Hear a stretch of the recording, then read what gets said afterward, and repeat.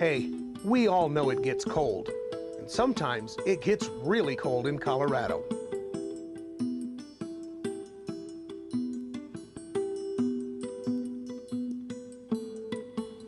And while a lot of folks like to hunker down and want to stay inside, there are the true winter sportsmen and that angler that says, heck with the cold, the snow, and the ice. This makes for a great opportunity to go ice fishing.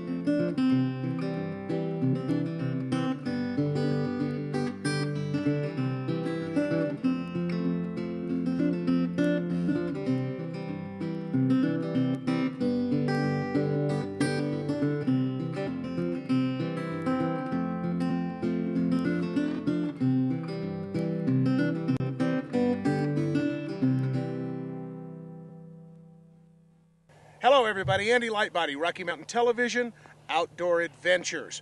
Well, joining us today is TJ from Gene Taylor's Sporting Goods, also from the now and newest Gunnison Sports Outfitters, which is a new guide service that's working here in the Gunnison River Territory. They're going to be doing fishing, eventually they're going to be doing big game hunting, they're also going to be doing some open water boating, so they're going to control a lot down here on the Blue Mesa Reservoir. TJ, today, obviously we still need this because we don't have any open water. That's right. What are we going to do?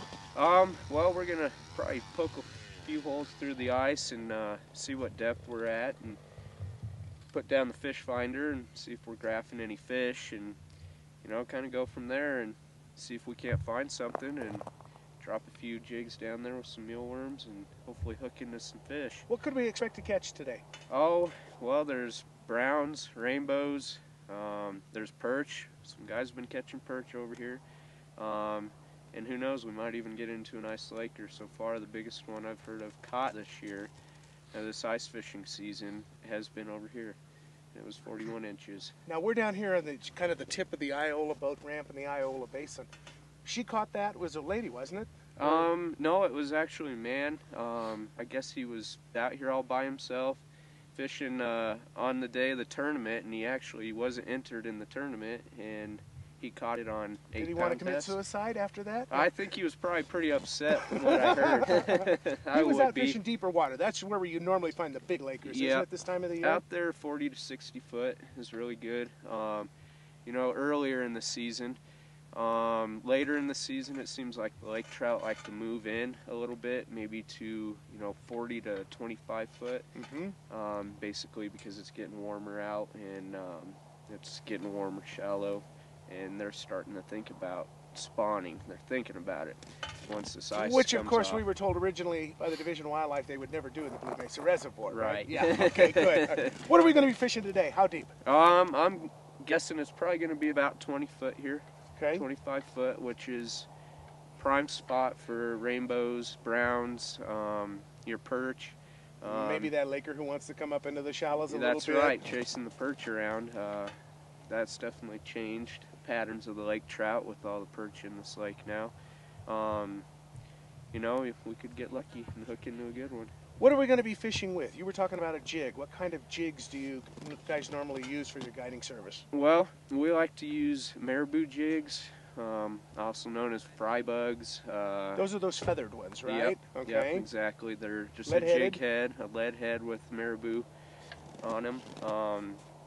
Black, white, olive colors have been working really good. We usually use a 1/4 ounce. It just gives you a little better jigging action, a little better feel for it.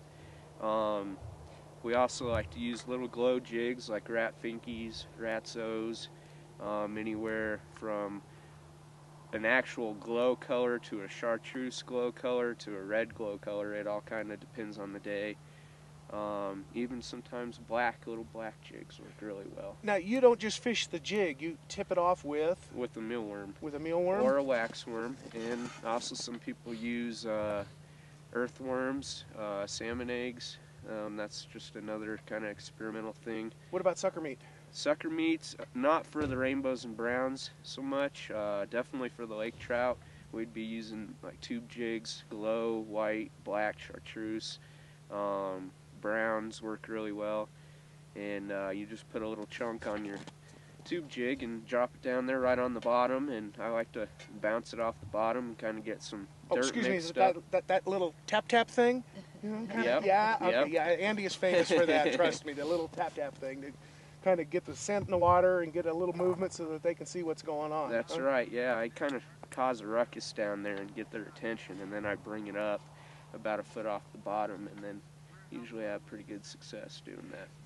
As we wrap this up and before we get busy fishing here, how thick is the ice right here, do you guesstimate, before we start drilling holes? I'd guesstimate that it's probably about 18 inches. Okay. I bet you. All right, and that's plenty safe then for what we're doing, plenty, right? yeah. They say that 5 inches can hold a semi-truck, so we're plenty safe out here. It's safe for snowmobiles and four-wheelers.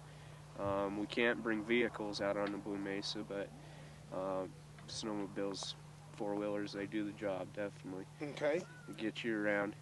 All right, now if people want more information about the guiding service, you guys have a website, or they can just stop in to Gene Taylor's. Correct. Right in Gunnison. Yep. And the address there is? 201 West Tamichi. And the phone number? It's 970-641-1845. All right, on that happy note, with TJ and with the rest of the crew, Rocky Mountain Television, and a few of the others that are still out behind us here, hopefully we're going to catch some fish today.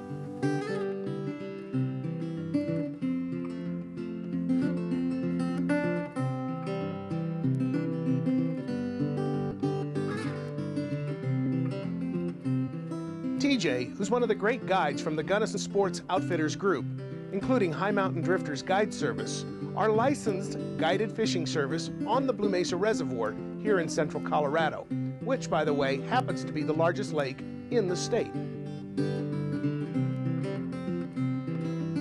Hire them to handle your trip, and everything that's needed is provided.